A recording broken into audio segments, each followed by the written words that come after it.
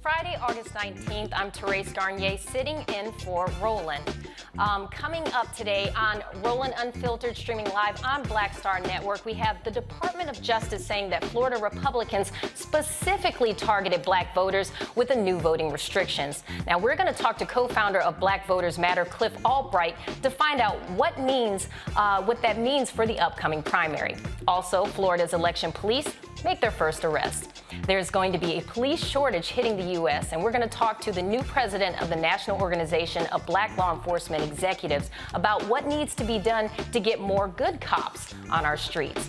Also, we're going to explore if there's a difference in ideologies of the GOP and the KKK.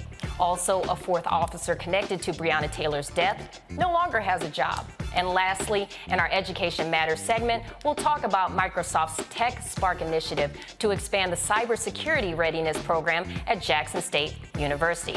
Well, guys, you know what time it is. It is time to bring the funk on Roland Martin Unfiltered, streaming live on Black Star Network. Let's go.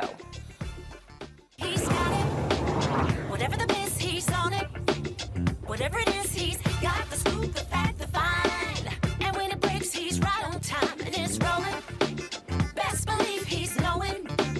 Putting it down from sports to news to politics. With entertainment just for kicks, he's rolling. It's on Go Roll, y'all. It's Roland Martin, yeah. Rolling with Roland now. He's funky, he's fresh, he's real, the best, you know he's Roland Martin now.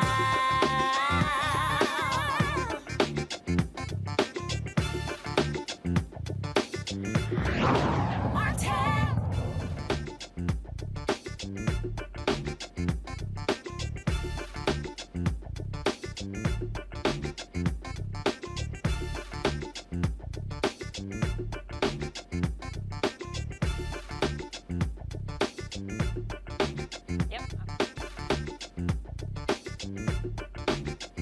The Justice Department claims Florida Republicans intentionally targeted black voters with restrictions which will surely hamper turnout in the upcoming midterm election.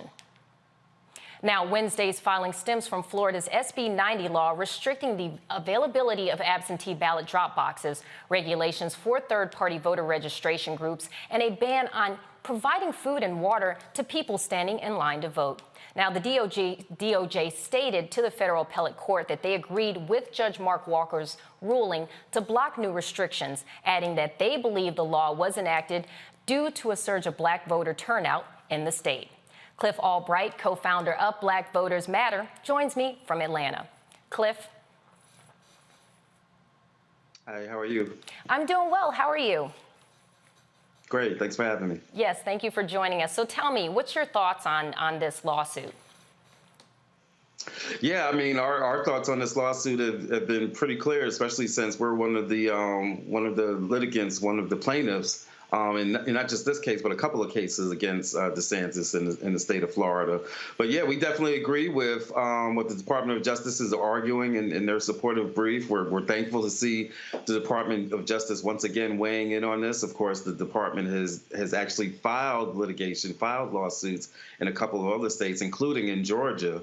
But we're glad to see that in this situation where they're not necessarily filing, but filing a supportive brief, that they agree with our position. And if they agree with the original court position, we got to keep in mind that the original court that heard this case, not only did they say that what DeSantis and the state of Florida had tried to do was unconstitutional, they said it was so egregious that it had targeted black voters so much that they actually they ruled that the state of Florida be banned from being able to pass, basically that they get waived into the same pre-clearance type arrangement that used to exist under Section 5 of the Voting Rights Act. They said that for 10 years before Florida can do anything like this, that they would have to have, such efforts be reviewed and pre-cleared. That's how egregious that the original court said that it was. So we're glad to see that the Department of Justice is taking sides with that, which is no small thing because, as we all know, the Department of Justice is usually very hesitant to weigh in on cases unless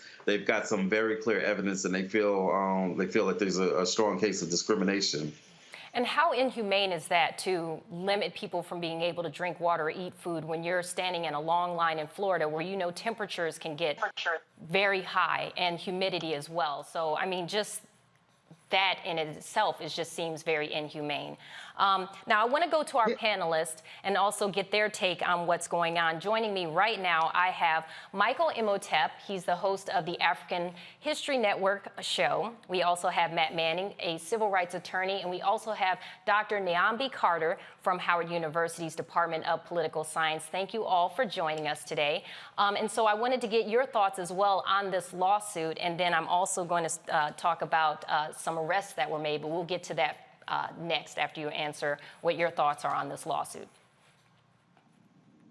Who's that question for? Whoever wants to go first.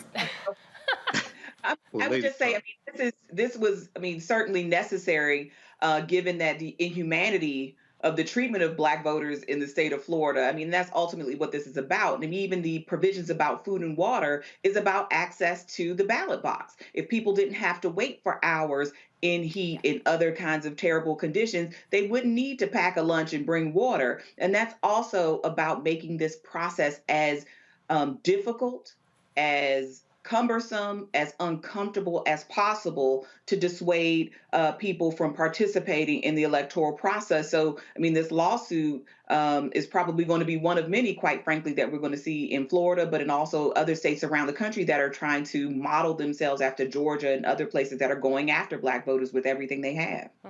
And do you see there potentially being any pushback? From those who were pushing to make it difficult for people to vote? Oh, absolutely.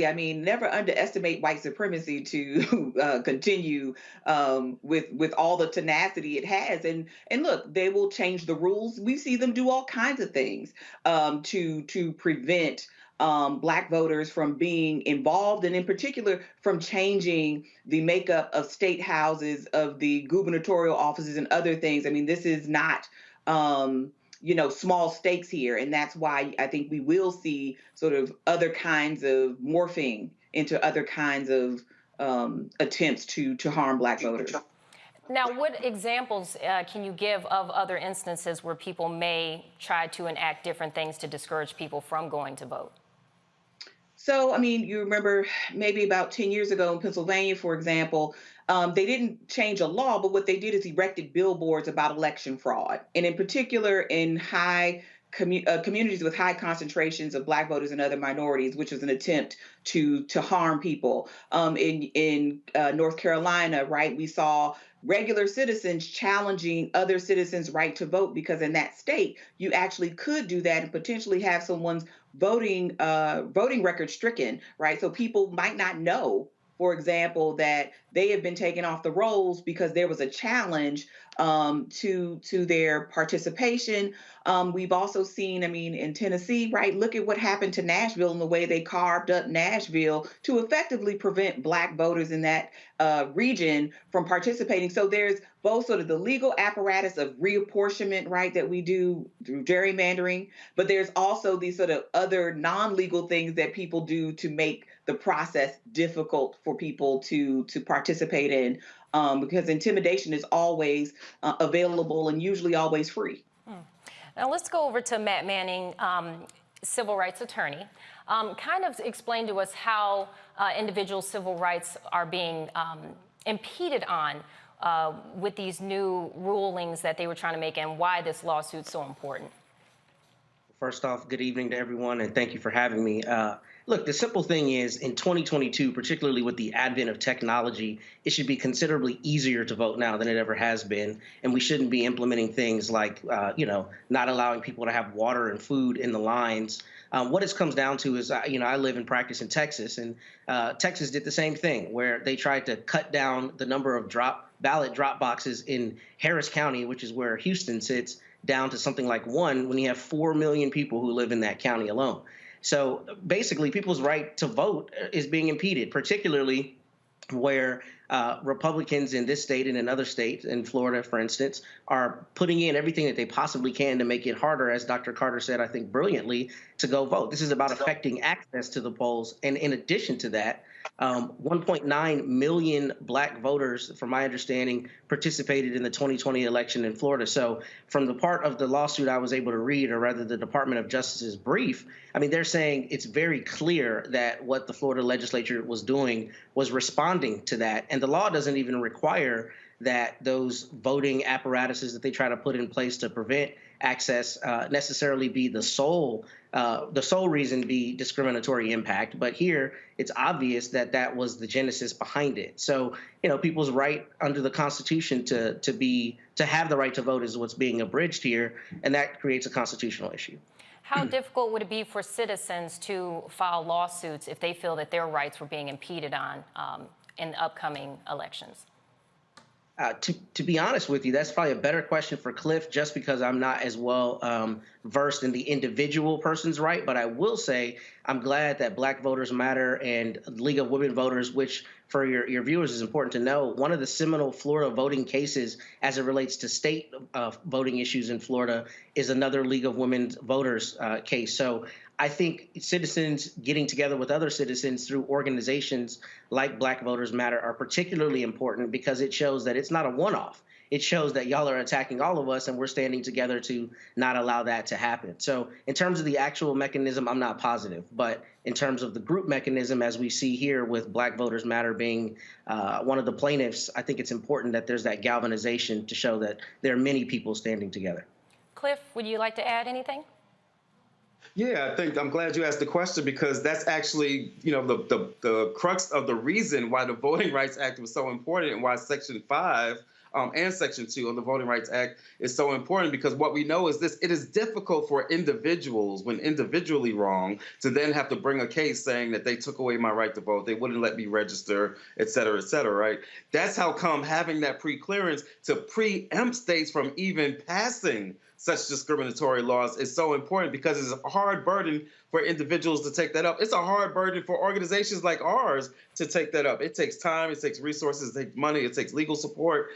It can't be done at the individual level. That's why we've got to have strong federal voting rights legislation that keeps it from even getting to this point. And think about the reverse, right? Think if you're one of these people, I don't want to jump ahead in your stories, but if you're one of these people who's been arrested because of whether you're Crystal Mason in Texas, or like some of these people that have now been arrested in Florida, again, as an individual, to have to defend yourself, right, to have to get legal support, to have to go through that at the individual level is very difficult. That's why it's important that we have the ability for organizations, civil rights groups, some of the incredible attorneys that have been working on these cases to be able to preemptively deal with these things, or for the federal government to have to pre-clear to keep us from even getting to this point, to keep individuals from having to bear the brunt of their own voter suppression.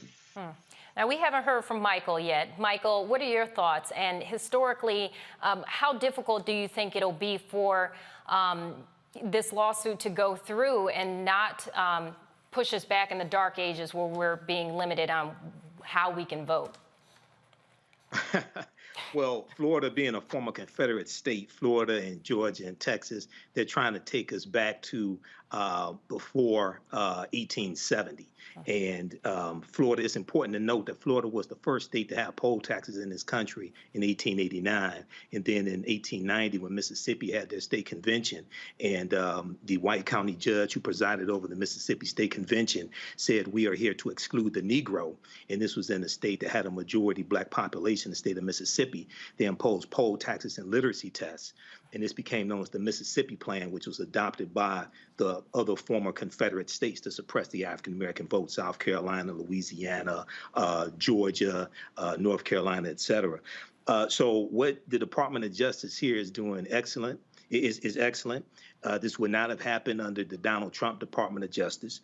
And this is in the tradition of why the Department of Justice was created in 1870 during Reconstruction. They were created largely to protect the new rights of African Americans, protect African American elected officials who were being attacked by the Ku Klux Klan and the White League and things like this, protect white Republicans who many of them were allies of African Americans, and to crack down on the Ku Klux Klan and protect voting rights as well, especially after the 15th Amendment of 1870. So this is in the tradition of why the Department of Justice was created. So once again, we would not have a Merrick Garland, we would not have a Kristen Clark as a assistant of the Civil Rights Division, Assistant Attorney General of the Civil Rights Division, if African Americans did not go out and vote. And we have a lot of this to owe to Black Lives Matter, Cliff Albright, Latasha Brown, Stacey Abrams, and others. 16.9 million African Americans voted, 49 million white people, 9.7 million Latinos to put Joe Biden and Kamala Harris in the White House. So this is an example of how elections have consequences.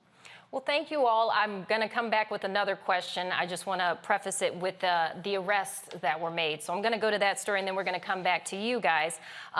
So right now, 20 people are set to be charged in Florida for voting illegally. Now, these will be the first arrests since the Office of Election Crimes and Security started investigating fraud. Now, Governor Ron DeSantis created the department following the 2020 election, and he says these individuals weren't allowed to vote because of previous felonies.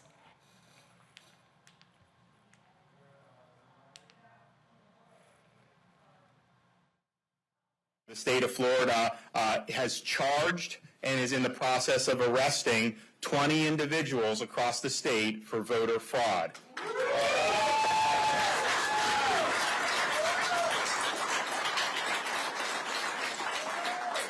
Now, the majority of these people illegally voted in Palm Beach, Broward, and Miami-Dade. These folks voted illegally in this case, and there's going to be other grounds for other prosecutions in the future. They are disqualified from voting because they've been convicted of either murder or sexual assault, and they do not have the right to vote. Now, additional reviews and investigations are ongoing. Voter fraud is considered a third-degree felony, with each facing up to 5 years in prison. Now, let's go back to our panelists. What are your thoughts on this new development? Well, this is to be expected from Ron DeSantis, and Florida needs to be desanitized. And this is what I warned people about Ron DeSantis when he ran against Andrew Gillum. And Andrew Gillum was correct when they had the debate. And Andrew Gillum said, I'm not calling Mr. DeSantis a racist. I'm saying the racists believe Mr. DeSantis is a racist. So these are the tactics that they try. Now, if we go back a couple of years ago, we remember the effort to restore the voting rights to ex-felons, to returning citizens in Florida. And Roland covered this a lot here on the show. It passed overwhelmingly. They needed, I think, 66% of the voters to pass it. It passed overwhelmingly. Then the Republican-dominated state legislature, the white supremacists, the white nationalist party, what they did was they instituted an additional stipulation that you had to pay all your fees and all your restitution, things like this, before you could vote. Okay, so this felony disenfranchisement literally goes back to 1870, right around that time when the 15th Amendment, which gave African-American men the right to vote, became law. This is where we see these former Confederate states start to impose laws that strip people of their right to vote if they are ex-offenders. So each one of these cases have to be investigated. In the case with Crystal Mason in Texas, she was actually given the wrong information that she could vote. So Ron DeSantis, and once again, Florida needs to be desanitized. Ron DeSantis makes it seem like these people intended to break the law and vote one time and risk going to jail. Okay, so we need to deal with them at the ballot box. And that's also going to prison again, right? Because these are talking about people who are returning citizens. So you're talking about reincarcerating people for doing something that they couldn't do on their own. They went through the registration process, right? So if there was any kind of complication, that should have been caught by the state. And so to put the burden then on citizens to say, well, you have to know whether you're clear, when you're talking about people who've had to move through all kinds of hurdles to even get to this place. And as Michael just noted, the goalposts kept moving along the way. And I think we also have to think about the kinds of crimes that are singled out for exclusion forever from voting, right? I mean, the goal is to bring people into the process. But when you say, well, there are certain kinds of crimes that leave you beyond citizenship, we have to be really careful about that. And I think really thoughtful about that, because crimes are also racialized, right? So right around the time that Michael is talking about when they were putting these voter disenfranchisement laws, they were also deciding what kind of crimes became felonies because they thought certain kinds of crimes were Black crimes, right?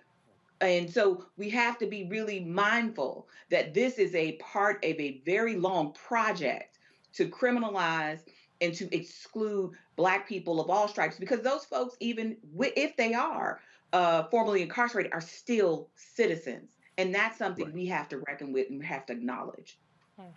And for those who think that there was a lot of voter fraud during the recent election, let's just say these 20 people that were arrested, that wouldn't have changed the election results. Absolutely not. It's a statistical nothing. And can I just say, you know, Doc is exactly right and Michael's exactly right. And we have to be very clear. This was the purpose of DeSantis creating this so-called election police force, right? The whole purpose was twofold. One, to go after folks like these first 20, because we got to keep in mind, not only do you have this situation where you have folks who aren't quite clear about what the you know, which crimes were included and what the process is, even when they, as Michael said, even when they went back and they made the process of getting your rights restored for those who have been formerly incarcerated, when they made it more difficult, what they also did was create a situation where they're not even helping people to even know what those fines and fees are.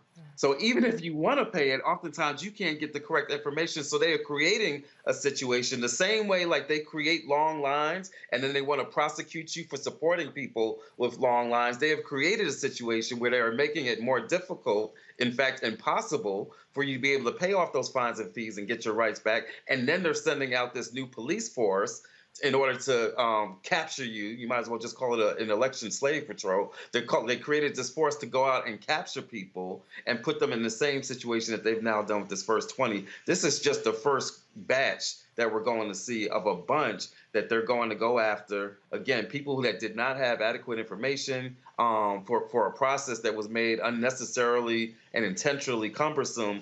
This was the plan all along. This is not a bug. This is a feature of what their intentions were.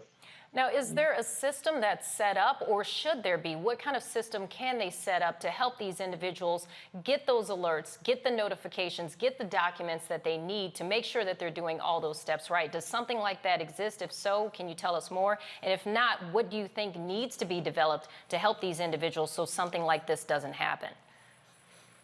Is that for me? Well, yeah. I mean, that exists. It exists in other states, right? What it should be is that you shouldn't have to jump through those hoops, right? Mm-hmm. It should be automatic that you once you do your time, even to the extent that you even think that those rights should have been taken away at all, right? Which is debatable in and of itself, right? But if you're going to say that it was, then when you complete your time, then you get those rights back, and that you don't have to jump through these hoops and do the paperwork or know exactly what a fine and fee is. That's the way that it could be and should be, and that's the way that it actually exists in a couple of states.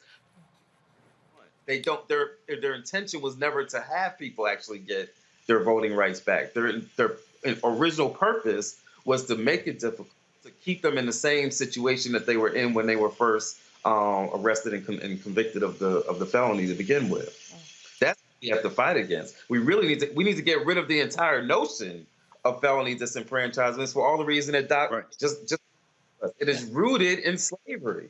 Right, and so we have got to, and rooted in the post-Reconstruction period, we have got to get rid of it altogether. Well, thank you all for giving us your input on that. I have to take it to a break, but for our viewers that are just now tuning in, this is Roland Martin Unfiltered on Black Star Network. We're taking it to a break, but we'll be right back.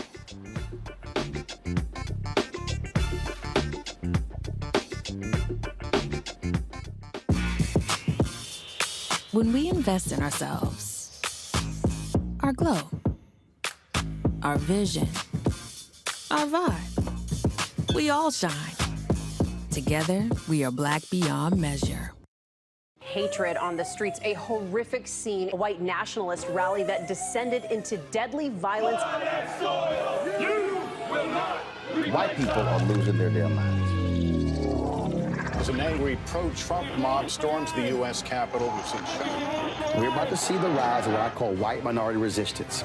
We have seen white folks in this country who simply cannot tolerate black folks voting. I think what we're seeing is the inevitable result of violent denial. This is part of American history. Every time that people of color have made progress, whether real or symbolic, there has been what Carol Anderson at Emory University calls white rage as a backlash. This is the rise of the Proud Boys and the Boogaloo Boys. America, there's going to be more of this. Here's all the Proud Boys, guys. This country is getting increasingly racist in its behaviors and its attitudes because of the fear of white people. The fear that they're taking our jobs, they're taking our resources, they're taking our women. This is white fear.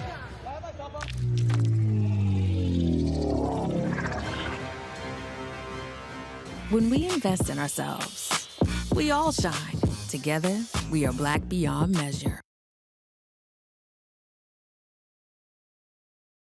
Next on the Black Table with me, Greg Carr.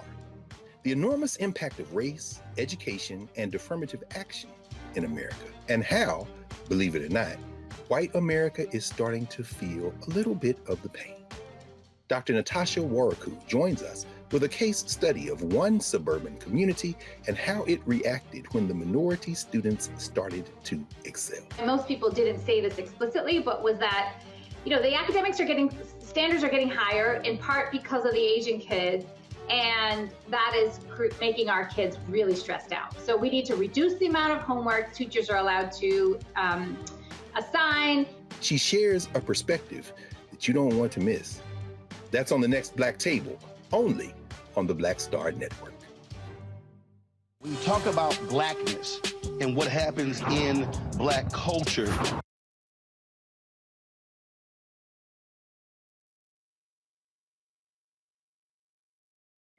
we're about covering these things that matter to us, speaking to our issues and concerns. This is a genuine people-powered movement. There's a lot of stuff that we're not getting. You get it, and you spread the word. We wish to plead our own cause. Too long have others spoken for us. We cannot tell our own story if we can't pay for it. This is about covering us. Invest in black-owned media. Your dollars matter. We don't have to keep asking them to cover our stuff. So please support us in what we do, folks. We want to hit 2,000 people, $50 this month, raise $100,000. We're behind $100,000, so we want to hit that. Y'all money makes this possible. Checks and money orders go to P.O. Box 57196, Washington, D.C. 20037-0196. The Cash App is $RM Unfiltered. PayPal is R Martin Unfiltered. Venmo is RM Unfiltered. Zelle is Roland at RolandSMartin.com. This is Judge Mathis. Hi, I'm Teresa Griffin. Hi, my name is LaToya Luckett, and you're watching Roland Martin Unfiltered.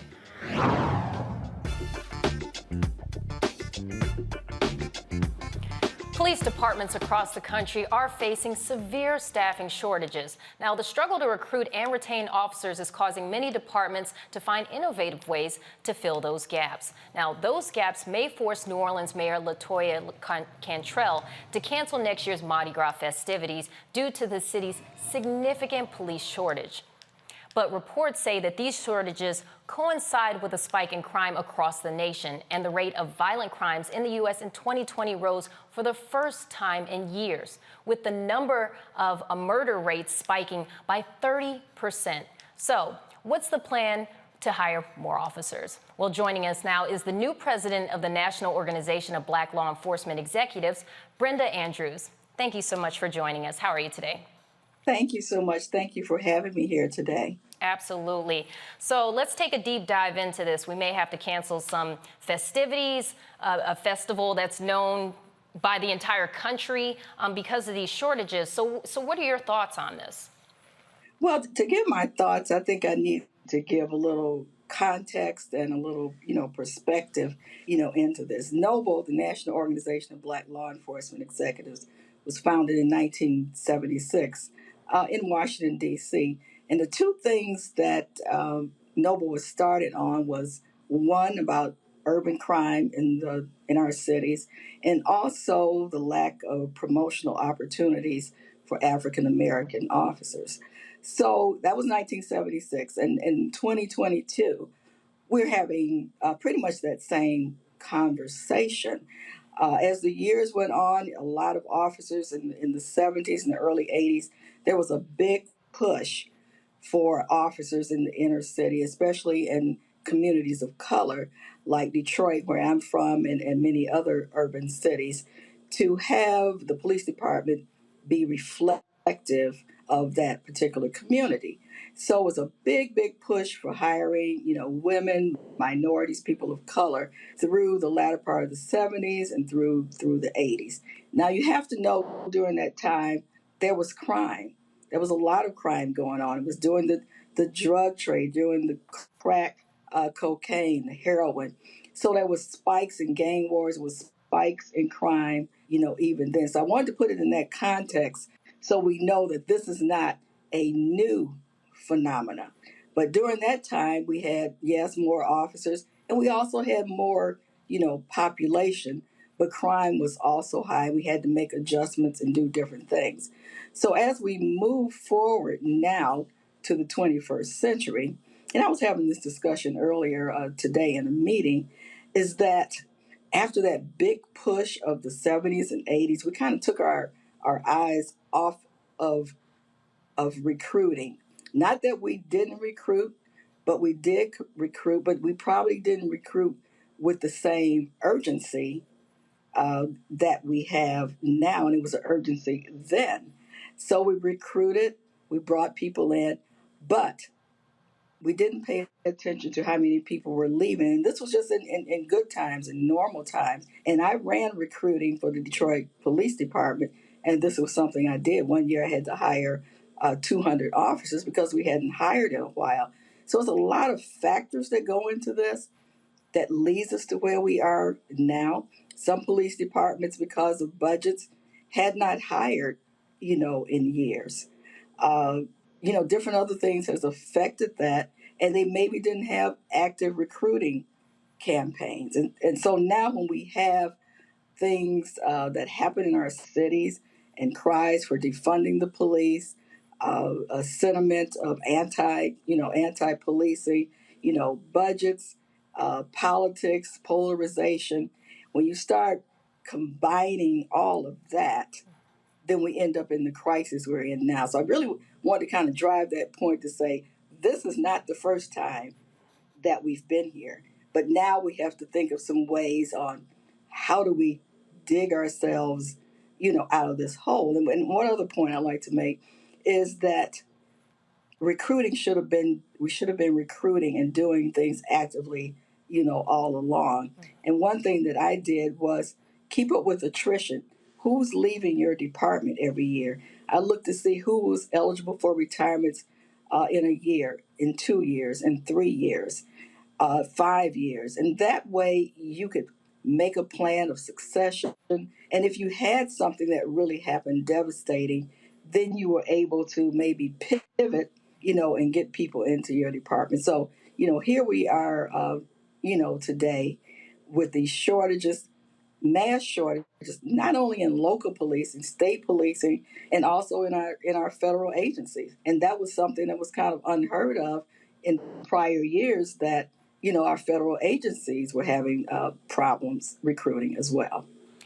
Do you feel that there's a fear as to why they're unable to recruit? Now, the reason why I ask this, for instance, during the George Floyd protest, I was out in front of the White House, myself getting shot with rubber bullets and getting pepper sprayed, and I saw individuals they saw black officers, and they were screaming at them, traitor, or different things of that nature, and going after them as well. So do you feel that maybe one of the things that contributes to this is maybe that fear that they don't want to be seen? Yes, they want to help their community, but they also don't want to be seen as a traitor as well. Do you see any of that maybe playing into that? Some of that might, play into it.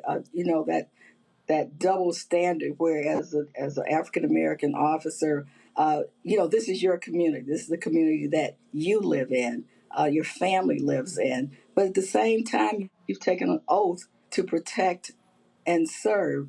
So I'm sure some officers are, conflicted. But at the end of the day, when we raise our hand, it is to protect and serve, the communities, regardless to the composition of the community. Well, let's take it over to our panelists. I'm sure they have some questions for you as well. All right, who wants to go first? Let's have Michael go first. All right, my Detroit sister, Brenda Goss Andrews. How you doing today? Fine. How are you? All right. I've lived in Detroit 51 years, so I remember some of those times that you talked about. And you're here now, not in Detroit now? I live in Detroit now. Yeah, 51 years. Yep, downtown Detroit.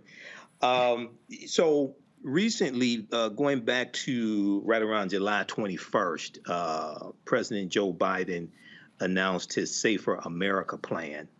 And it's going to, it's in the 2023 budget, it's going to allocate a total of $37 billion, put 100,000 new officers on the street. There's going to be $3 billion to help communities clear court backlogs and solve homicides. There's a $15 billion grant program to prevent violent crime and reroute police resources in nonviolent cases, and also $5 billion for community violence intervention programs.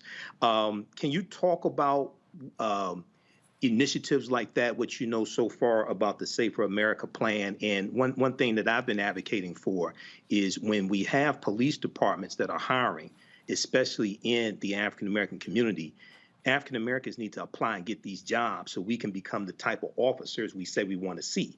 Officers that de-escalate situations, treat people with respect their humanity, only use lethal force as a last result after you exhausted other methods. Can you address that also, please? Yes, and I did kind of in my opening when I wanted to give a historical context, as you know, in the 70s when they were hiring, and many officers during that time period were hired through federal funding. I think CETA, I can't think of the acronym now, but many, especially in the inner city, federal funding had come in so that they could have this big push for hiring officers of color, and a lot of women came on during that time as well. Right. So I'm seeing this as a resurgence of what has been done before, but putting more resources, into it for hiring, but also the other components that go with it as well. So certainly noble, we view that as a positive, but the other side is that you still have to get them through the door. You still have to get them to want to apply, and we have to do a good job of doing that.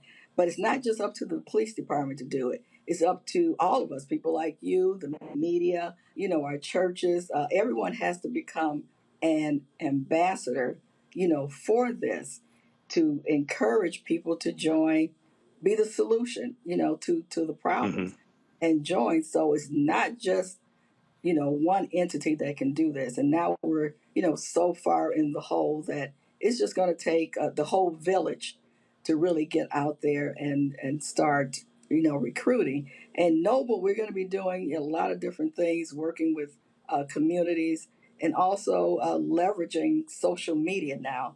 And I said one way to reach, especially our younger people and generation, is through social media and telling our story. There we can't use some of the old-fashioned tactics, even though old-fashioned tactics sometimes work. We used to walk in the barbershop and the beauty salons and talk to people in there, as well. So we are excited, about this. But having more money does not mean that people will come through the door. You still have to be actively recruiting. You still have to go out and get people to come in. And one other point I wanted to make is a lot of times other cultures, they have a legacy of policing. Their fathers and grandfathers and grandparents, have been police. And we have not had that long history. We're beginning to now, after several decades, seeing our children follow in that profession. So other ethnicities have always enjoyed that legacy where they just automatically, follow that and come to the police department. And we've not had that. We're seeing more of that legacy kind of hiring and people coming through the door. Thank you. Brenda, what are things that the regular average citizen can do to kind of encourage others to take an interest in pursuing that as a career? Well, I think just as I was saying, you can invite your local police department in to speak. Everyone knows someone that's a police officer in their family and their churches. And sometimes you just come in not in uniform, just, dress regular and talk to people, talk to our youth groups. It's so many outreach and community outreach, even your block clubs. So I just want to tell the community that outreach, must be ongoing.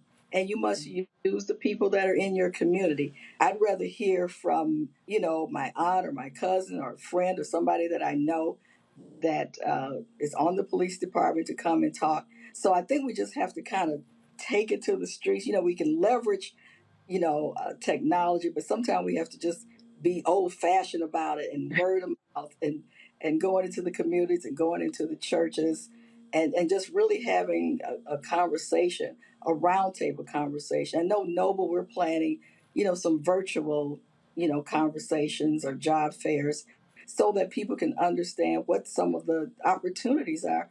And I think people don't notice every opportunity in law enforcement, from the sciences, especially when you factor in, your federal entities. There is something for everyone in law enforcement. And I think we just need to illuminate to our young people, especially those that are coming out of college, that there is a place in law enforcement for you. We have to make this profession look more attractive to our young people. Can one of the things that they're doing include the pay, incentives, any bonuses? Now that, yes, but budget is always at the top, and hopefully this federal funding, will help relieve some of the budgeting. But there's not a lot, municipalities can do. It's based on a lot of times their tax base and the citizens' willingness to, pay more money. And as we've heard through the years, some communities have just given up their police departments and have allowed maybe county police or state police someone to patrol, their areas because they just didn't have, the funding. So that is a problem that is a little bit harder to solve with the pay, and benefits. And a lot of times in the urban setting, suburban police departments are able to pay, more. Their tax base is greater. And sometimes we don't lose officers to law enforcement, but you might lose them to another agency. So we just ask Noble, we're asking, governments and city councils to really, drill down on your budgets, and kind of look and see where you can put more money, into hiring, more money into salaries, improving benefits, offering incentives, bonuses, and that they have to get a little bit more creative. You don't have the money, you have to become creative. So I think that's something that now municipalities and councils are really going to have to look at. And to put that into perspective, salaries range. The lowest is $40,000, the median is $66,000, and the highest pay is $105,000. So those are kind of the ranges of police pay. Now, before we go to a break, I want to see if any of the other panelists have any questions for Ms. Andrews. I do. I want to know two things quickly. Is there any plans to extend programs like we saw or like we see at Lincoln University where they're trying to do police academies at HBCUs to go after the kinds of young people that you're talking about? And I guess the other, it's a slightly different question, but we've seen in the wake of some of these police department resignations, the ascendance of sort of Black police chiefs or leaders in those places and people saying, we won't work for this person, particularly if this person is a reformer or is viewed as being hostile to business as usual. And so I guess on the backside of that is do you see any of these sort of resignations as being driven by changes once we see Black and other kinds of police chiefs come to the fore and say, we need to be more responsive and thoughtful about communities and less, cracking skulls and things like that? Okay, well, to answer, I think the first question about HBCUs, Noble, has been working with, HBCUs, and we're going to do more in the next year, visiting some of our HBCU. I'm an HBCU graduate, Howard University, also. So we will expand some of the things that we're doing with Noble and our youth component to visit HBCUs and work with them a little more, closely as well. And your second question dealt with, you said police chiefs. Kind of summarize that again for me, please. I guess the question is sort of are Black police chiefs, who we saw many of them hired in the wake of George Floyd and others, being set up for failure, right? Being put in departments that are really resistant to change and therefore finding, officers who are saying, we're just not going to work for this person any longer, or we're just going to stop work and kind of sabotage. And so I'm wondering if some of this movement out of these police forces, like we saw in New Orleans, which sort of opened, is driven by mayors like Mayor Cantrell and even police chiefs who suggest that we have to do better in our policing and we can't use, the tactics of old, and we actually have to be serious about corruption and use of force and other things like that. Well, I think a lot of this certainly deals with, racism, sexism, in the country. The Band-Aid has been pulled off.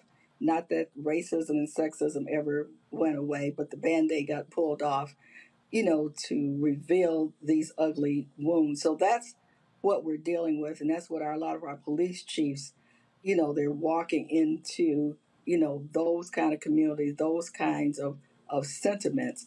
And yes, I've read some of the articles and things that have been said that it seems as though they're putting, our African American chiefs in troubled communities or in urban, settings. I think that a lot of these communities are looking for, solutions. They're looking for people that can come in and offer something to the community, something that will make a calmer, community. And I think they're saying, especially with women, and certainly the research is showing that women police and women executives bring a calmer, de-escalating effect to most situations. So I think we're seeing that. But yes, in some departments, they are still dealing with, racism. We're still dealing with sexism. And I think that's something as a country that all of us need to continue talking about and continue offering solutions, because that is the issue. That's the overarching issue, in this country. Mm-hmm. Matt, do you have any questions? Yeah, I have a very quick question, but let me first say that I'm proud to hear you're also a Howard graduate. Anytime I hear Howard, I got to show us love. But the question for you is real quick. How do you see that there's an opportunity for policing to improve in this moment? And I ask because I know that there are also shortages of prosecutors around many places in the country. And what you see those offices doing is cracking down on what crimes they're either not going to prosecute or making themselves more efficient. So kind of following that same thought process, how do you think policing in this moment, even with fewer boots on the ground, can either be more efficient or more effective? Because recruiting efforts are not going to fix the problem necessarily in the short term, right? So what are your thoughts in respect to how policing in general can be improved in this moment with smaller police staffs, if it can? It certainly can be improved. I'm glad you brought up, prosecutors. So we've read, stories about sometimes clashes and different, points of view between police and prosecutors. And we both come with different perspectives and training. So I think it's important that, we do sit down at the table, that we do sit down and have, these hard conversations or these uncomfortable conversations, because at the end of the day, we want what's best for the community. We want to serve and protect the community. So to have more information sharing, more dialogue between prosecutors, between police, and through the community, more holistic approach to this. And I spoke on this with another group recently, that no one group can solve this. Educators, police, medical professionals, and Noble is going to do something like this to bring together some professionals to tackle some of these issues. So I think, to answer your question, yes, continued dialogue, but you have to recognize that it's a problem. I think we all recognize there is a problem in this country. And with that, we need to sit down and honestly, have these conversations. And we need to have them often and frequently. Mm-hmm. Well, you know what, Ms. Andrews, I want to thank you so much for coming on and explaining all of that to us today. We got to take it to a quick break, but just for our viewers, in case you didn't know, you are watching Roland Martin Unfiltered. We will be right back after this break. See you soon.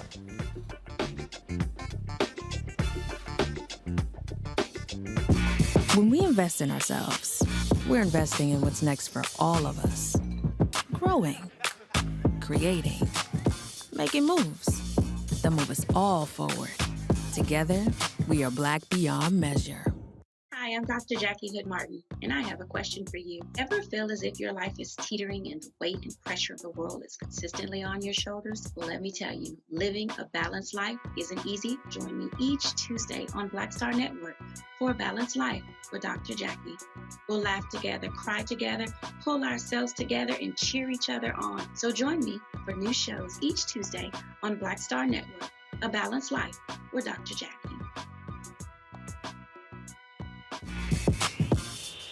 When we invest in ourselves, our glow, our vision, our vibe, we all shine.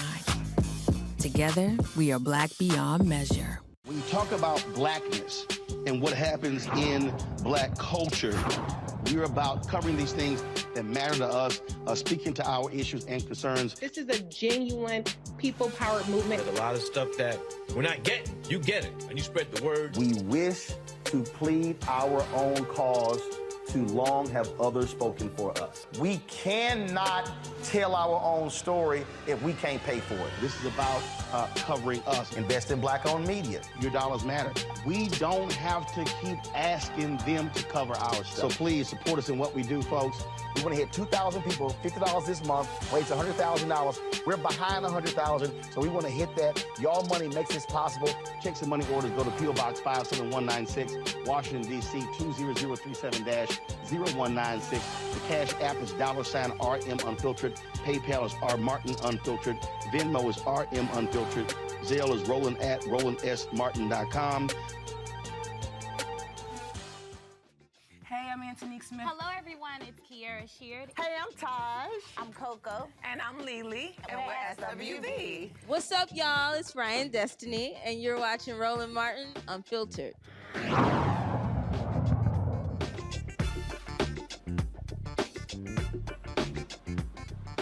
An Alabama Republican group apologizes after they accidentally used a picture of a GOP elephant containing Ku Klux Klan imagery. Now, the Lawrence County Republican Party posted an image on its Facebook page of the GOP elephant with the white spaces between the animal's legs drawn to resemble a hooded Klansman.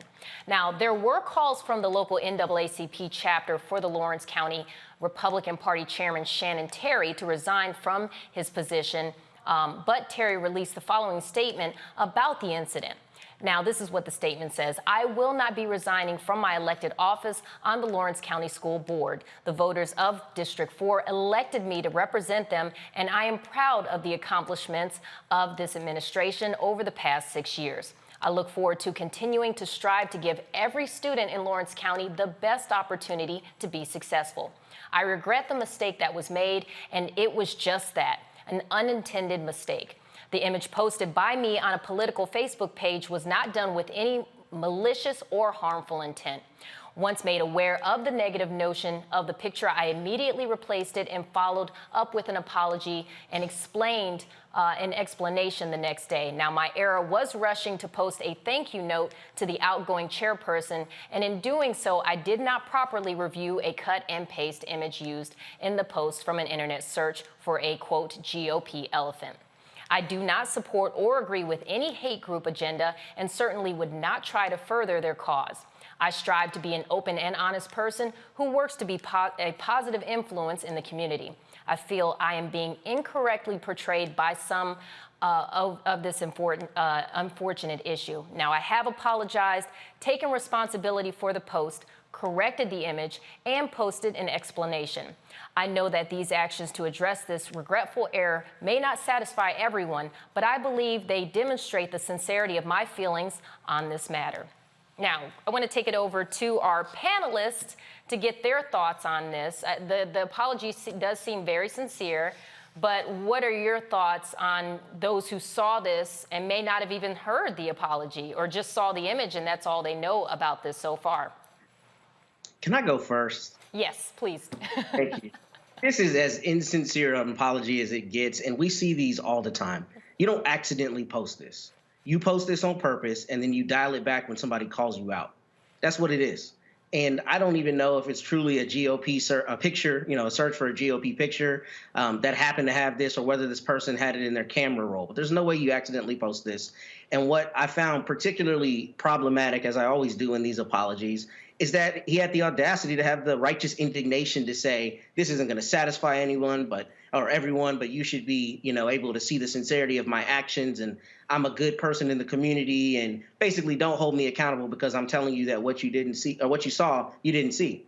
And you don't accidentally post this. And for this to be posted, if I understood it correctly, on something relating to a school board is particularly abhorrent, because we see how schools and how public education is being politicized across the country, right? And how there are direct attacks on what people can teach my three boys who happen to be sitting in a public school, right? So the idea that somebody is posting something like this to a school board or anything related to schools is particularly abhorrent.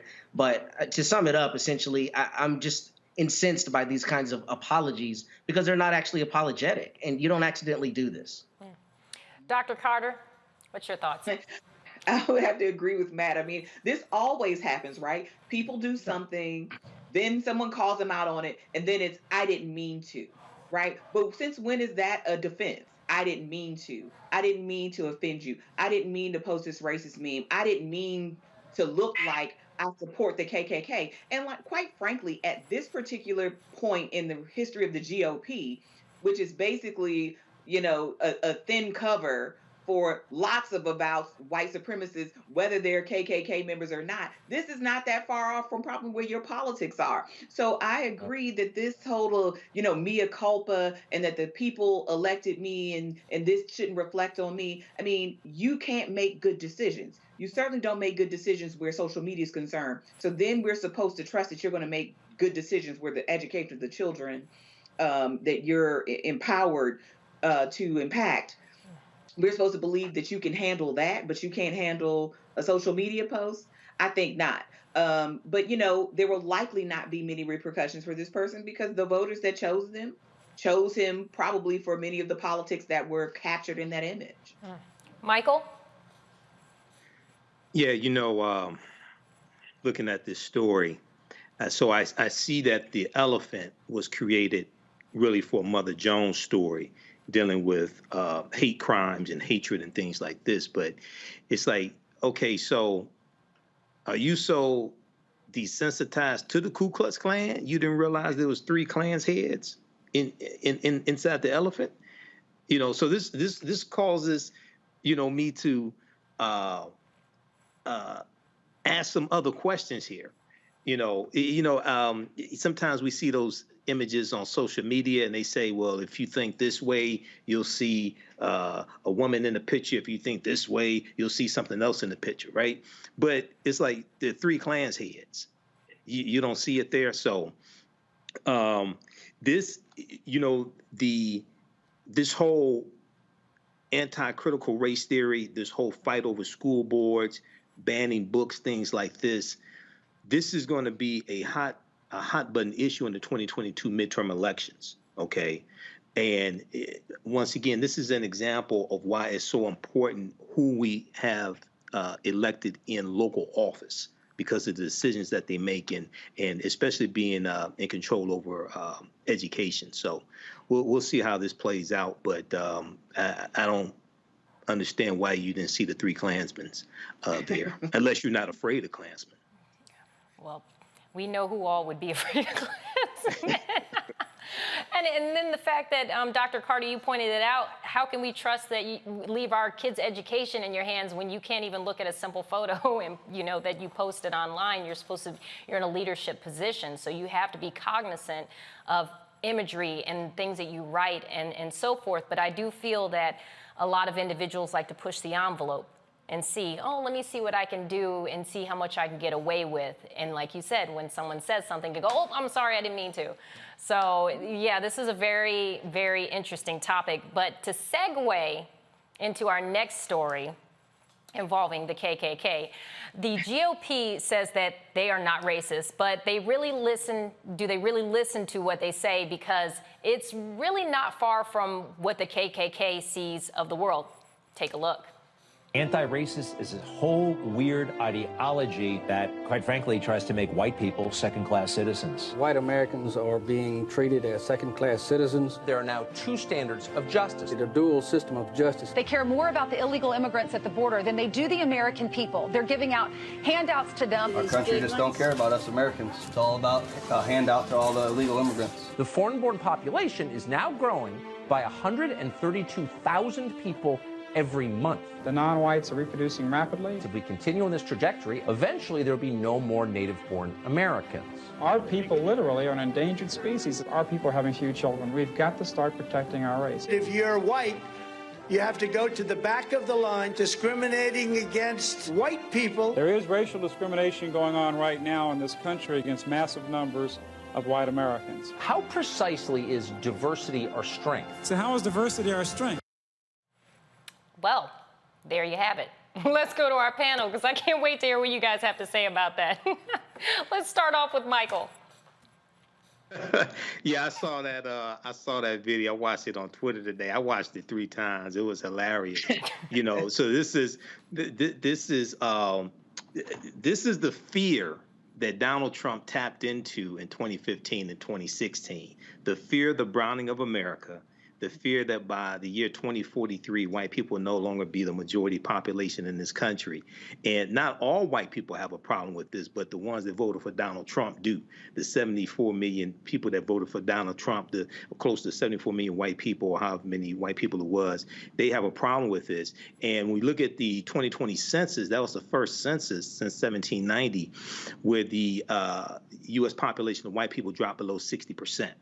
So there is a real fear in this country, and the backlash, the political violence that we saw inflicted upon the U.S. Capitol January 6, 2021 is reminiscent of the political violence that we saw during Reconstruction to help bring about an end to Reconstruction. And racism was weaponized in the hands of Donald Trump because he targeted 4 cities for recounts. He targeted Detroit, where I am, and I live about 4 minutes away from the TCF Center where they were counting the votes. He targeted Detroit, Atlanta, Philadelphia, and Milwaukee, Wisconsin, and weaponized race and sent the domestic terrorists to the U.S. Capitol building to interrupt a constitutionally mandated process to certify the Electoral College votes. So we have to be cognizant of this. We saw things like this, similar to this during Reconstruction. This is dangerous, and this is why elections have consequences. And the White Nationalist Party, this is why we have to make sure Democrats maintain control of the House and the Senate, and then vote as many as you can out at the local level as well. And I'm neither Democrat nor Republican, but I'm sure as hell ain't stupid. Okay, I see what's taking place. Matt? Yeah, I think Michael hit the nail on the head, and I think Dr. Carter alluded to this earlier in talking about how the felonies, the ones that were chosen, were weaponized, in particular as it relates to that previous story we had with Ron DeSantis. Because similar to what Michael just mentioned, in that instance, he pointed out Broward County and Miami-Dade County as being the counties where these 20 people were arrested for election fraud. And the larger point to that is this. This is precisely how the GOP, which has long touted itself as the party of values and, the party of morals, allowed itself to be hijacked by Donald Trump. Because the reality is all these white people, suburban and otherwise, many have this sentiment, maybe not to the extent that they're willing to go on TV and talk about the browning of America, but they have that fear, right? And that fear is fomenting. And that fear is exactly why people said, oh, well, I guess I'll vote for this Donald Trump guy. And then we ended up with 4 years of absolute insanity because that party got hijacked and is still in his clutches. And I think that's what you're seeing with this, is that this is how a lot of white people feel. Frankly, they feel like society's being taken away from them. And you see this in a lot of the rhetoric that we see, return to traditional values. For instance, there's a sheriff here in the county that I live in. And every time he gives a public statement, he talks about trying to make it back like Mayberry. He wants to return this area to Mayberry, right? Why do you use that imagery? Use that imagery because you want to try to get all the white people out there who you want to come vote for you to, have this idea of idyllic 1950s America where their neighbor wasn't a black person that they were afraid of. So I think that's what we're seeing in this rhetoric. And I think that it's particularly dangerous, especially in light of the recent the recent search. Look at me using the wrong word. Search at Mar-a-Lago, where what you see in response is people who used to be very pro law enforcement now saying we can't trust the FBI. We're going to make threats. So I think this is kind of part and parcel with some of that fomenting sentiment. And on top of that, I think it also shows you the moving goalpost. Because what we're seeing from Republicans now is if things aren't going their way, they find a way to attack it. But if they find that beneficial to their ideology, they find a way to support it. For instance, the attacks now on law enforcement. And you actually made a good point. I was talking to someone the other day, and I said that very thing. I said, what happened to Back the Blue and Blue Lives Matter? Those very same people who were saying that are now saying, let's go attack the FBI building, and it's like, what happened to that? So you should make some very good points. Dr. Carter, do you have anything to add? I was going to say, to your point, Therese, one thing that happens with white supremacists, white nationalists, they will always go after white people that they think are against them, right? I think there's a certain comfort that many whites took in their whiteness up until this point. And what we saw on January 6th, right, they were talking about hanging Mike Pence. We saw them ouster Liz Cheney, even though her voting record was the most closely aligned with Donald Trump, because she basically said, let me do my job and actually defend the country as opposed to a man or a party, right? The way that many people wanted her to. And this kind of rhetoric, right? I mean, I would say it's the duck test, right? It's very simple. If it looks like a duck, it quacks like a duck, it's a duck. So no matter what we call this thing, we can call it the Republican Party, we can call it white nationalists, whatever we call it, that's what it is, right? It looks like this rhetoric because that's what it is. It is basically taking up these talking points and trying to clean them up, right? And make them more acceptable. I mean, it's like when we had that dalliance with the alt-right for a minute, right? It was still white supremacist nationalism. It just wore a suit and tie, right? And so now we see in this particular moment, these same forces coming together, and as you say, attacking law enforcement and every other agency that they think is not working in their interest of maintaining white dominance. And when you've been the dominant group, everything that looks fair or equal looks like an attack on you. And I think that's what we're seeing. And I think, kind of for many of our communities, we already knew what the stakes were. We already know how white people act when they feel threatened. We've had hundreds of years of evidence of what that looks like. But I think for many whites in particular, this is the first time they've actually seen what it looks like when white people are attacking other white people for not towing the line in the same kind of way. And it doesn't matter whether it's the FBI or local law enforcement or even other allied politicians. And the only disagreement I would have with Matt is I don't think the GOP got hijacked. I think they willingly gave it up just for the sake of winning, right? And I think they thought that they could control this tide But now they've sort of built the monster, and of course they can't tame it. So the only thing that they do, because they're so craven in their lust for power, because they can't win a national election without some of these tricks. They can't win elections in lots of places without resorting to this nonsense. Is say, we'll cast our lot with white nationalism if it means we can maintain power, still not recognizing how dangerous white supremacy even is to them.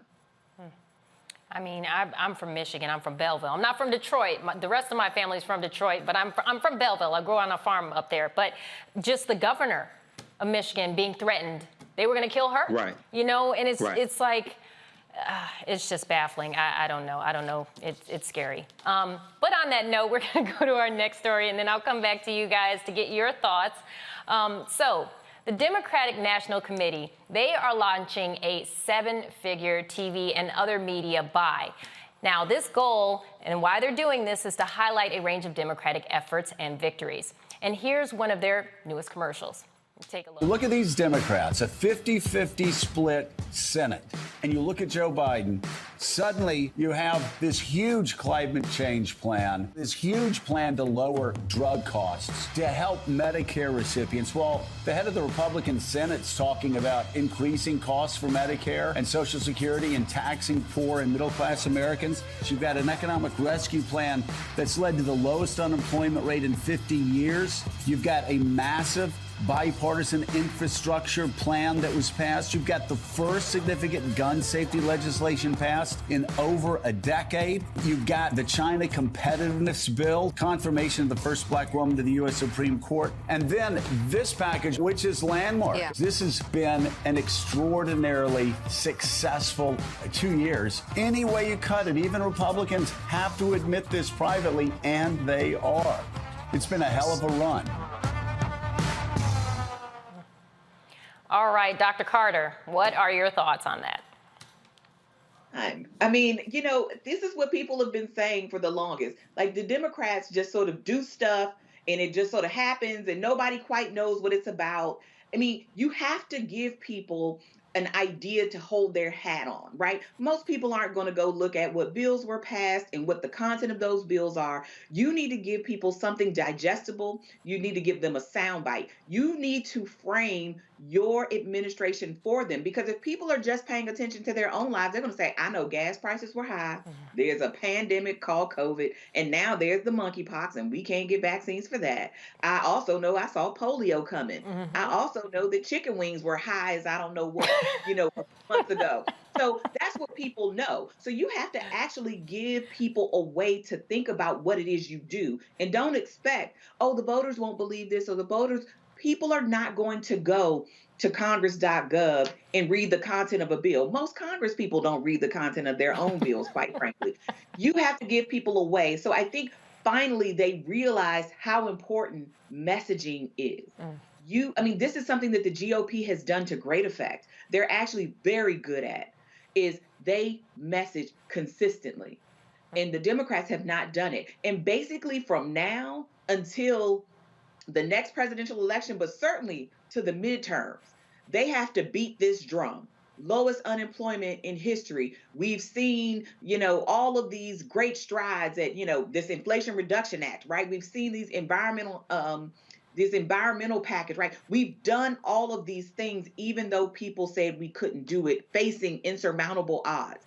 This is the drumbeat, right? Because you better know that the Republicans have their talking points already. They're going to talk about inflation. They're going to talk about taxes. They're going to talk about the fact that, CRT. They're going to talk about the fact that this coronavirus doesn't seem to be dissipating and all the things. They're going to throw everything at you. So you need to do the same. And your message has to be consistent, clear, to the point, and you cannot stop. It has to be basically all the time that anybody who is likely to vote for you can say chapter and verse what it is that you've done. Even if they don't really know what it is and don't really understand it, they have to be able to say, well, Joe Biden is overseeing the lowest unemployment in the last 50 years. They have to be able to say that. Do they need to know what the employment rate is? No. They just need to know that there's something there that they can hang their hat on. And I think, it's about time that the Democrats got their head in the game.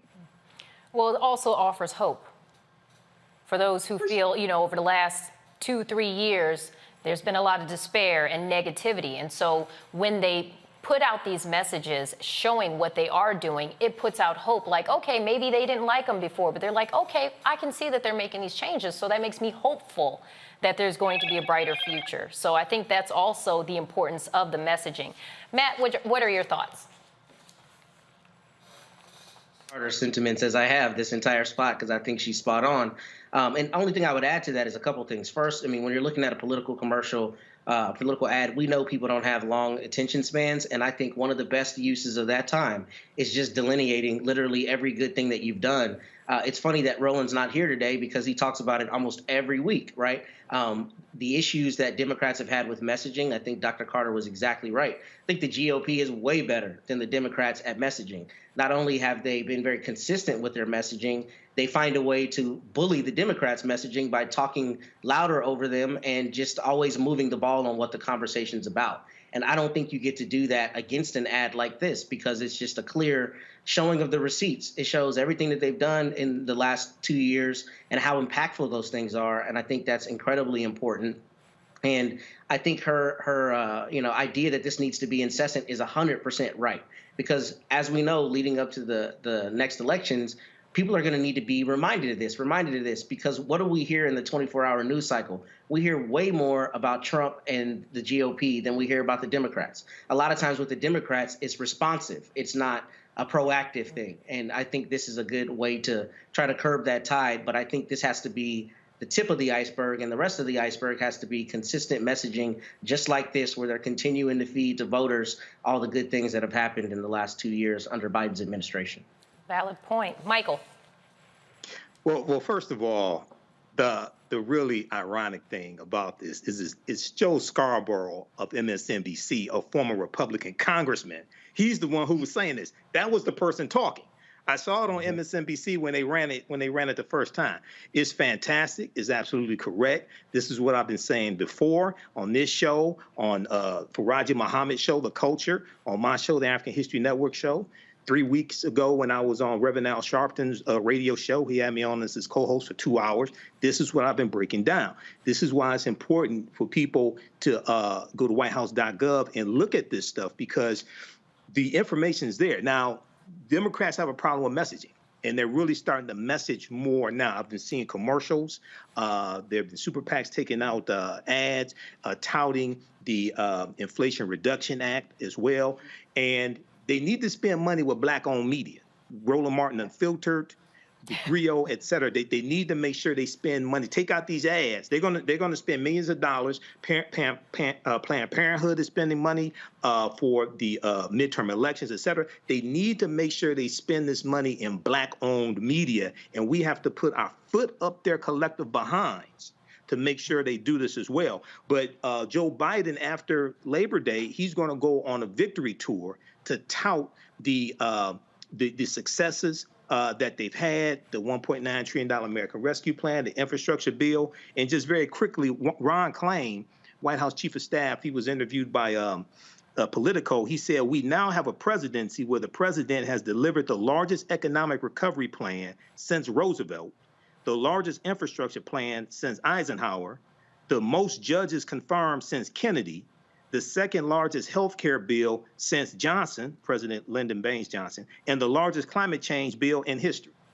This is all in less than 2 years with a 50-50 Senate. With a 50-50 Senate. This is why Democrats have to expand their lead in the House and expand their lead in the Senate and get the George Floyd Justice and Policing Act pushed through, get the John Lewis Voting Rights Act pushed through, and some other bills as well. But this is what you have to do, is messaging and mobilization for these 2022 midterm elections. You all make some very valid points. We're going to have to take it to a break. For those just now tuning in, or you've been here the whole time, but I'm going to tell you anyways, this is Roland Martin Unfiltered. We'll be right back right here on Black Star Network.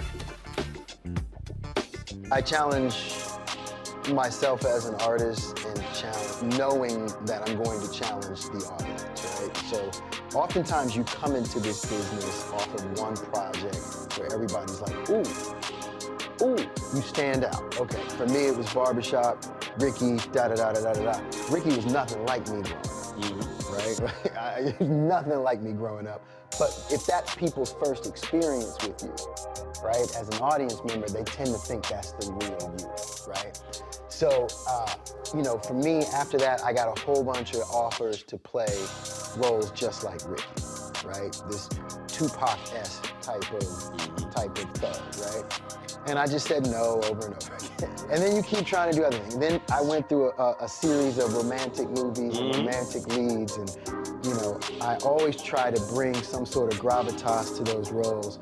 And then it was like, okay, well, but before I get into all of that, let me hit y'all with, you know, For Color Girls, and, you know, step outside of the realm of, you know, what you expect of me to do as an audience member in terms of being this romantic lead and everything. Because I didn't get into this business to be the romantic lead, you know, that dude. Like, I didn't get into this locked business. You can totally get locked in.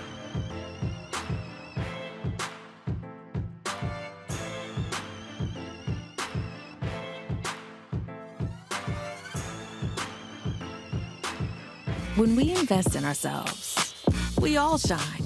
Together, we are Black beyond measure. On the next Get Wealthy with me, Deborah Owens, America's Wealth Coach, you see the headlines. All frightening, right? Interest rates are going up. The recession is on the way. The stock market is up and down. But you know what they say, scared money don't make money. That's why I'm excited on our next Get Wealthy to have a conversation with someone who has written a new book, Fearless Finances, and she's going to share exactly what you need to do to secure your bag regardless of the ups and downs of the economy or the stock market. Oftentimes you can start with as little as $5. That's right here, only on Get Wealthy on Black Star Network. When you talk about blackness and what happens in Black culture, we're about covering these things that matter to us, speaking to our issues and concerns. This is a genuine people-powered movement. There's a lot of stuff that we're not getting. You get it, and you spread the word. We wish to plead our own cause. Too long have others spoken for us. We cannot tell our own story if we can't pay for it. This is about covering us. Invest in Black-owned media. Your dollars matter. We don't have to keep asking them to cover our stuff. So please support us in what we do, folks. We want to hit 2,000 people, $50 this month, raise $100,000. We're behind 100,000, so we want to hit that. Y'all money makes this possible. Checks and money orders go to P.O. Box 57196, Washington, D.C. 20037-0196. The Cash App is $RM Unfiltered. PayPal is R Martin Unfiltered. Venmo is RM Unfiltered. Zelle is Roland@RolandSMartin.com. What's up, y'all? I'm Will Packer. I'm Chrisette Michelle. Hi, I'm Chaley Rose, and you're watching Roland Martin Unfiltered.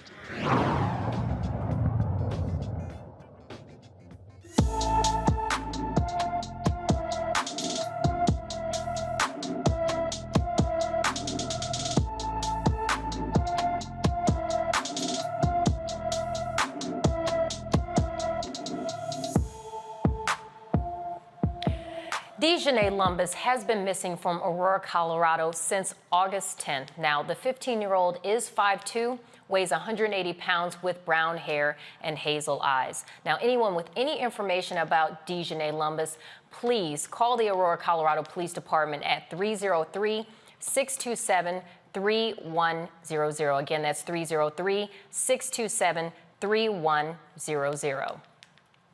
Now, transitioning over to Kentucky. In Kentucky, a fourth officer connected to the killing of Breonna Taylor has been fired. Now, Sergeant Kyle Meany, who joined the Louisville Metro Police Department in 2013, was terminated after meeting with Chief Erica Shields. Now, the termination comes 2 weeks after the federal grand jury indicted Meany and 3 other former officers. Now, this is a statement from Shields, which states, "I made the decision to terminate Sergeant Kyle Meany after careful consideration and not with ease. Shields said in a statement that was provided Friday through a police spokesperson. And it continues by stating, I fully respect the judicial process and realize that Sergeant Meany has yet to be heard before a jury of his peers. That being said, he is facing multiple federal charges after a lengthy investigation by the DOJ. As an employee, the character of our organization is paramount, and it is not reasonable to expect continued employment under such conditions. Now, in West Virginia, a deputy faces federal charges of depriving an individual of his civil rights by using excessive force and writing a false report to cover it up. Deputy Sheriff Lance Kuritsa is accused of punching and elbowing a victim in the face and, after being handcuffed, spraying him with pepper spray and striking him.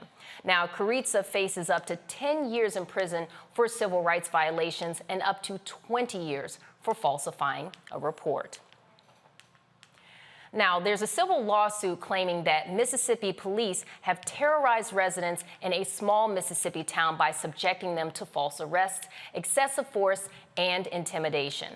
Now, the civil rights organization Julian is seeking a temporary restraining order against Lexington Police Department to, quote, demand protection for Lexington's largely black population.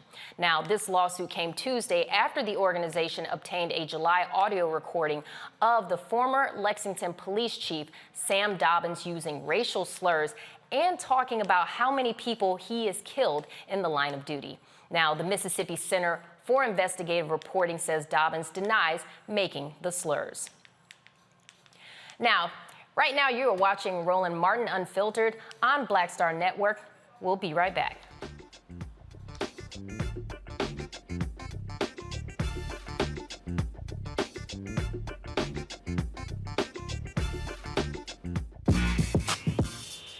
When we invest in ourselves, our glow, our vision, our vibe, we all shine.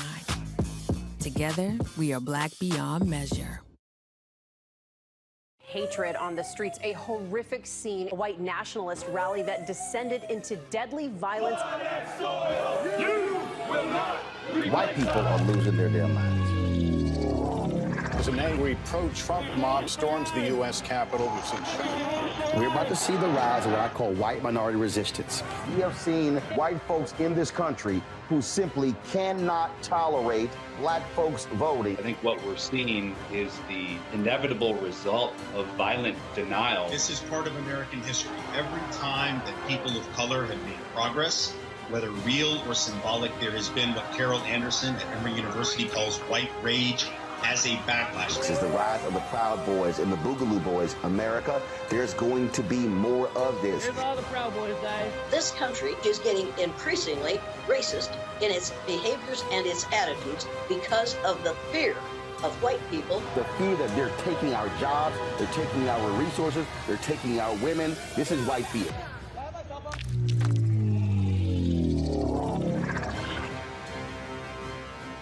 When we invest in ourselves, we all shine. Together, we are black beyond measure. Hi, I'm BB Winans. Hi, I'm Kim Burrell. Hi, I'm Carl Payne. Hey, everybody, this is Sherry Shepherd. You're watching Roland Martin Unfiltered, and while he's doing Unfiltered, I'm practicing the wobble.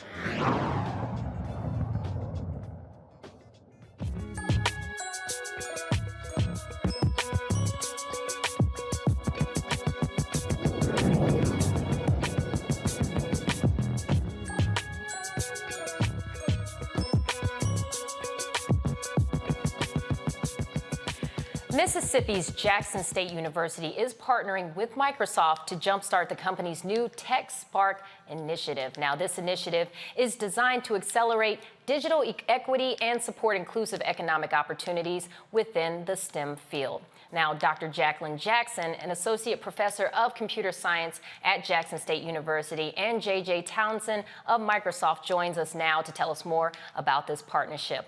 Well, thank you for joining us. How are you doing today? Good, thank you. Excellent, excellent. All right, so tell us a little bit more about this new initiative. Yeah, well, Microsoft, go ahead, which one? Which JJ, go on ahead. Well, last year we announced the Microsoft TechSpark expansion to Jackson, Mississippi. And so I get to lead that. And like you mentioned, it's intended to support with employment, support with entrepreneurship, expanding computer science education, and also enabling access to digital skills learning opportunities. And so, this partnership with Jackson State University is one of our first. It's one that we're all really excited about. And Dr. Jackson's been great about, leading the effort for cybersecurity at Jackson State University. And so I'll definitely let her share a little bit more about the specifics of the program. But yeah, we're excited to be here in Jackson and supporting Jackson State University. All right, Dr. Jackson. Well, we're very excited to be joining with Microsoft on this opportunity. Our relationship began through a volunteer effort to reach out to our public high schools to teach them computer science. And from that, the conversation continued about where we wanted to go next. And one of the areas that we wanted to continue investing in was in cybersecurity. So when JJ and his team approached us with this opportunity, we were very excited to be able to provide our students with access to additional tools and resources, as well as an opportunity for them to become engaged in cybersecurity. Sounds like such a unique opportunity. Let's go on ahead and bring our panel in and see if they have some questions for you, Dr. Jackson, as well as for you, Mr. Townsend. So who wants to go first? We'll have Matt go first. Do you have any questions about this program? I do. Good evening to y'all. Thanks for joining us. My question is basically, how do students get into the program, number one? Number two, is it a pipeline program for all 4 years, or is it, students can join anytime in that 4 years? And particularly, what is kind of the emphasis on the back end in terms of helping those students who are particularly interested in cybersecurity have jobs in the cybersecurity field, whether with Microsoft or other firms? Well, right now it's open to any student who's interested. So we started working over the summer by sending out some announcements through class recruiting, asking for students who were interested in cybersecurity to come and join us.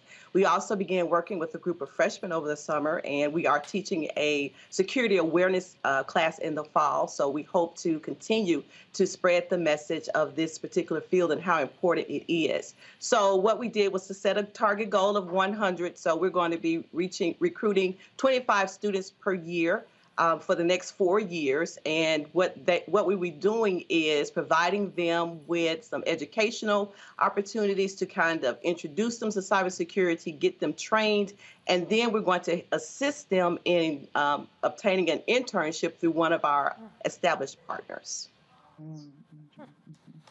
I just wanted to comment on that internship. I know growing up, my family never expressed anything about internships because majority of them didn't go to college. So it's very important to take on these types of internships, and the fact that you guys are not only having them, but navigating these students in that route, like, hey, this is something that you should take advantage of, is such an excellent opportunity. Dr. Carter, do you have any questions? Yeah, so on the internship piece, I think that's really important because I know a lot of students are being funneled into unpaid internships. Lots of things don't pay. So having the possibility to earn funding while also learning is super important. So what is is there any support while they're in school? Are there any sort of competitive scholarships that are attached to this? Is there any kind of in-school funding during the academic year that's attached to this program? Sounds really exciting, by the way, so congratulations. Thank you. And with the generous gift of Microsoft, students will be funded. So we do have funds to provide to our students as they are navigating through the program. The internships that we have through our external partners are funded as well.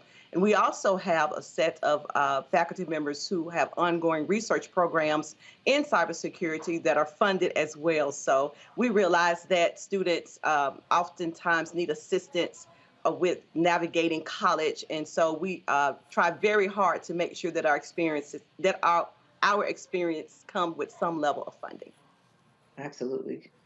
Yeah, and I just add, one of the things we've been talking about, just how do we continue to expand the program? We just announced this, and we just got started, so we're excited to support with whether it's job fairs, supporting with interview skills, other job readiness, in-school support that the CSET department hope to take on through the program. So we're just getting started, and you're going to definitely hear more about this expanded partnership. JJ, are there other schools that this is going to be expanding to as well? Well, we haven't, in terms of Mississippi, we haven't met directly with other schools, but, clearly we have, Tougaloo is another school that's, close proximity that we're hoping to engage with soon. We have a few others that are in the region that we want to support. But last year, the company had a cybersecurity skills initiative to address the cybersecurity shortage. That specific initiative mostly focused on community colleges. We saw that as one of a great asset that we have that could, support with the shortage that we have. Probably familiar with the 700,000 open cybersecurity jobs that's out there. And what that means is, we have that opens the country up to cyber attacks, ransomware. We have issues with our supply chain when we don't have people to fill these cybersecurity jobs. So it's a huge problem that, we're hoping to address with these types of initiatives. Now, I was reading up on this, and they say you train these students with real-life scenarios. Can you explain that a little bit?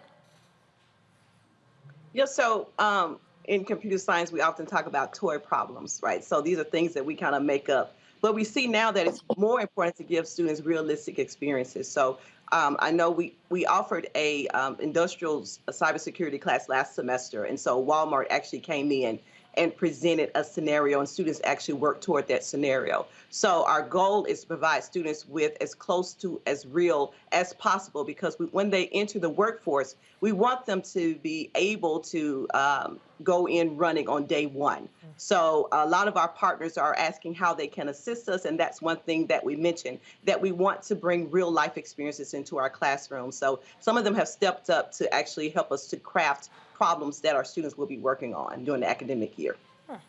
That's pretty impressive. Michael, I haven't heard from you yet.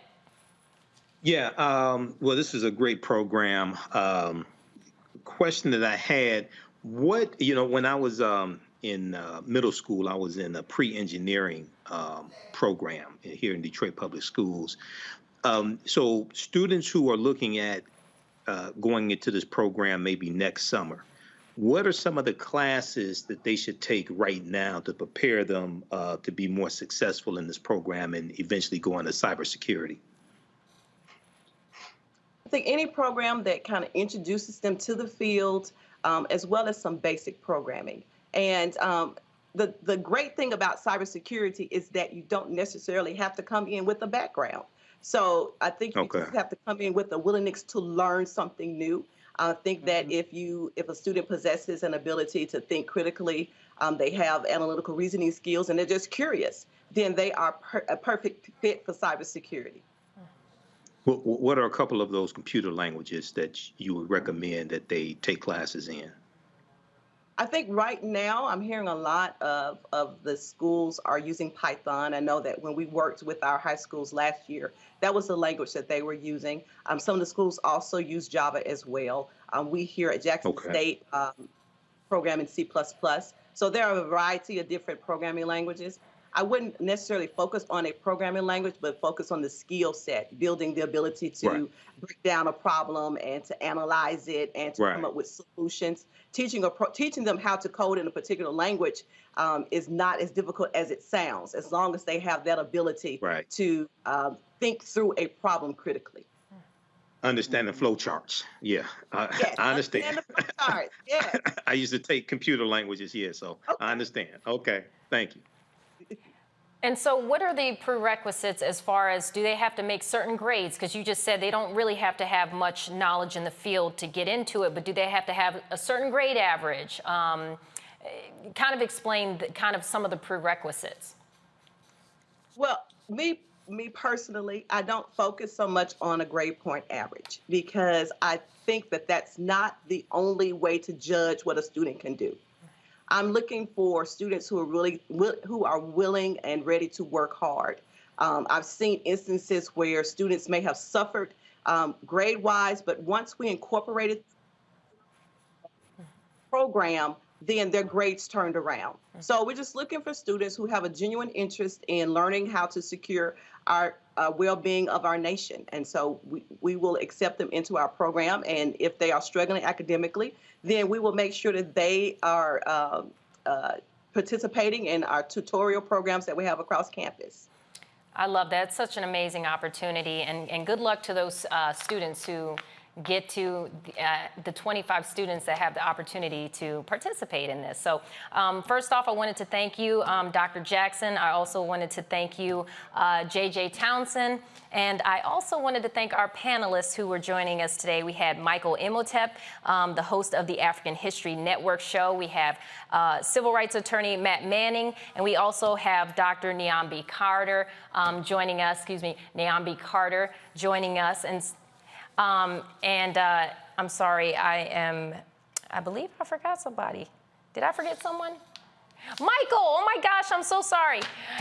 And so, yes, and Matt as well. So I want to thank you all for joining us today.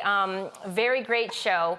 You know, for those watching, this is Roland Unfiltered on Black Star Network. Make sure you tune in for our next show. I want to thank you all for watching, and have a great weekend.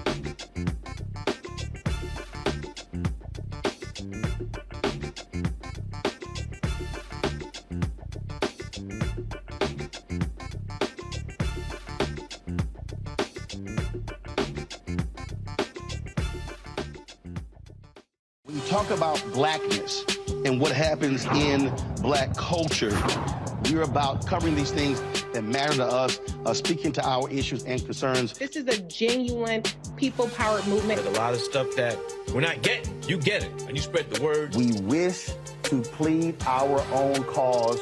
Too long have others spoken for us. We cannot tell our own story if we can't pay for it. This is about covering us. Invest in Black-owned media. Your dollars matter. We don't have to keep asking them to cover our stuff. So please support us in what we do, folks. We want to hit 2,000 people, $50 this month, raise $100,000. We're behind $100,000, so we want to hit that. Y'all money makes this possible. Check some money orders. Go to P.O. Box 57196, Washington, D.C. 20037-0196. The Cash App is $RM Unfiltered. PayPal is R Martin Unfiltered. Venmo is RM Unfiltered. Zelle is Roland@RolandSMartin.com.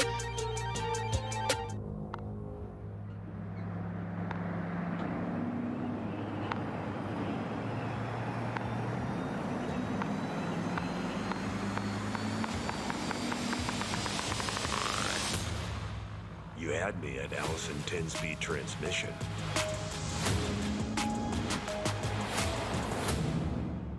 Features available on GMC Sierra Heavy Duty. Premium and capable. That's professional grade from GMC.